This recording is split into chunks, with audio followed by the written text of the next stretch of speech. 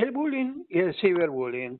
Eh, Cuando íbamos al colegio, más de una oportunidad, seguramente quienes nos están escuchando han tenido algún problema, algún compañerito, alguna compañerita que molestaba, que le decía cosas, esas cargadas que para los chicos son graves, son muy sensibles, que no nos podíamos defender. En esa época no hablábamos de bullying, de ciberbullying, pero en este momento son los nombres, cómo se los cataloga y definiciones que hace a la vida de los chicos, chicos pequeños y adolescentes, y hasta las personas mayores. Pero la preocupación principal que nos lleva a realizar esta nota el día de hoy es niños y adolescentes. La Sociedad Argentina de Pediatría elaboró un informe, un documento sobre este tema, y sobre esto vamos a dialogar con la doctora Silvina Pedrouso, que es médica pediatra, especialista en efectos del uso de las tecnologías de información y comunicación en niños, niñas y adolescentes, y presidente de la Subcomisión de Tecnologías de Información y Comunicación de la Sociedad Argentina de Pediatría. Muy buenas tardes, doctora Pedrouso. José Bouza le habla. Buenas tardes, ¿cómo les va a todos? Agradezco la invitación. Doctora, ¿cuál fue la inquietud en la elaboración justamente del informe que estábamos haciendo una breve presentación y del cual le vamos a pedir una ampliación? Bueno, excelente como abordaste el tema. Lo más importante es que como pediatras empezamos a ver los efectos de estas situaciones de violencia entre pares, estos episodios de hostigamiento, agresiones, intimidaciones, burlas, a veces indiferencia, en los distintos contextos que los niños viven. Esto sería en el contexto por ahí, en contexto físico del barrio, del club, del grupo de amigos, o en la escuela, o en el contexto de la virtualidad. La agresión en este momento se está viendo que tiene dimensiones muy importantes. Los chicos, esto es un emergente de la violencia ejercida hacia la infancia y en un contexto que por ahí está desfavorable, ¿no? Nosotros estamos viendo por ahí que hay algunos factores que están influyendo obviamente en un contexto sociocultural determinado y en un contexto también de violencia a nivel no solo nacional sino mundial, donde los chicos por ahí desde su hogar o desde los entornos que habitan producen y reproducen la violencia que por ahí reciben en sus hogares, que por ahí están en situaciones desfavorecidas, donde no circula el respeto y la vinculación armónica desde la empatía y el respeto, ¿no? Ahora, Son víctimas. ¿cómo llegan los chicos a defenderse ante esta situación? Porque en el colegio están, usted lo marca, en la familia es donde en muchas ocasiones es el germen que después va a generar los bullying. Pero en el colegio los docentes se encuentran preparados para detectar y trabajar justamente sobre estos temas. Yo creo que toda preparación es poca en este momento. Los adultos que estamos en contacto con niños somos los primeros que tenemos que prevenir estas situaciones y estar involucrados en lo que sucede y escuchar, tener una escucha sensible a lo que pasa. Lo primero que pasa con estos niños que son víctimas de estas situaciones es que intentan retraerse, acallar o minimizar el tema por miedo que haya represalias o por miedo a exponerse, ¿no? Entonces los adultos que estamos en contacto, que vemos por ahí los síntomas, por ejemplo, como pediatras o los docentes en la escuela o los padres, que empiezan a ver esos chicos que tienen determinados síntomas de ansiedad previo a ir a la escuela, que tienen dolor de panza, dolor de cabeza, que empiezan a tener temblores, sudoración, o por ejemplo están continuamente, en el caso del ciberbullying, chequeando el celular para ver que si reciben comentarios ofensivos, si se reproducen en las redes algún comentario o algún contenido que sea malicioso o que los ponga en situación de burla.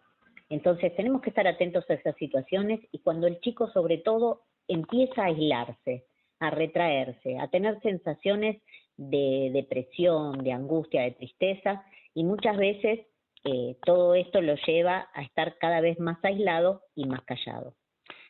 ¿Qué se detecta en el niño, en el adolescente, que no me gusta llamarle agresor, porque también es una víctima de este sistema?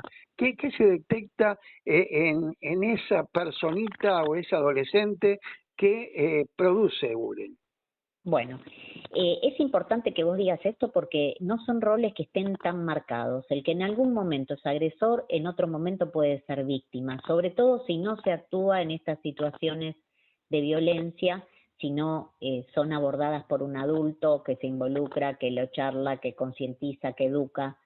Siempre estas situaciones que quedan latentes pueden llegar a reproducirse cambiando el agresor a víctima y la víctima a agresor.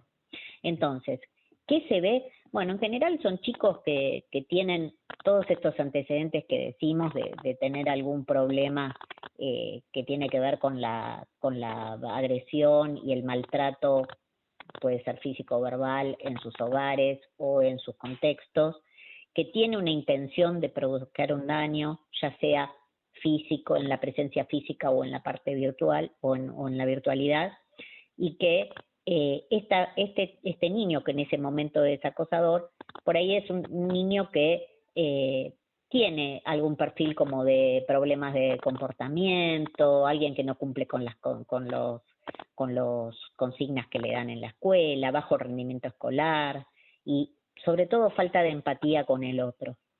Yo siempre digo que en la casa, cuando se enseña o se educa o se cría, esto debe ser con base de respeto y valores, y sobre todo en base a la empatía, ¿no?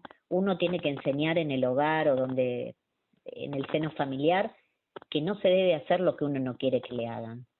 Y bueno, esa es la base de todo, ¿no?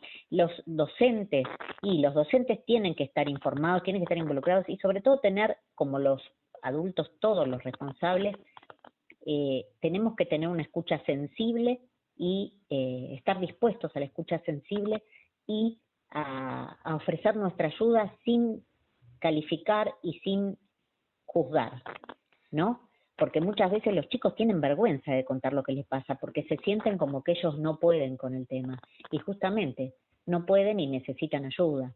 Doctora, hay algo que se da, me parece, ampliamente en estos temas, que el bullying, el ciberbullying, quienes lo producen generalmente son grupos, grupos que se autorrealimentan contra una persona o contra otro grupo, que generalmente las víctimas son grupos de menor cantidad o es un individuo solamente.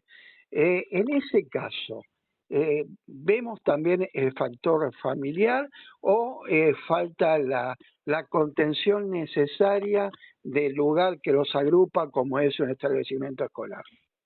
Mira, lo que vos decís de grupo es interesante porque es un tipo de maltrato grupal, pero sobre todo donde existe alguien que es el victimario, digamos, la víctima, y lo más importante que está involucrado en el grupo son los testigos.